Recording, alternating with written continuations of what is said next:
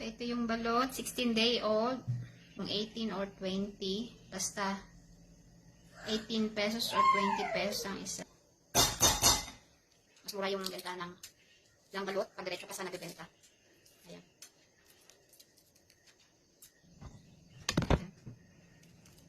Sobrang dami ng sabaw. Ayan. Pag mga itim, di parang pangit na kainin. Ayan. Gaya nito, medyo itim.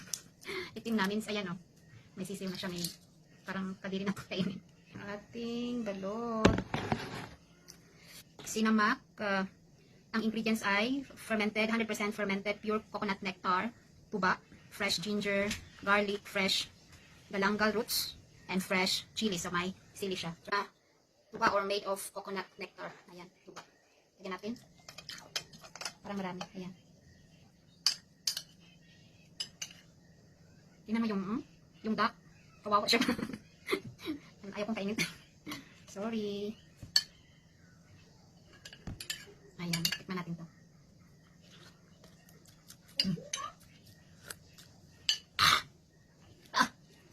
Sarap. Nanghang na siya.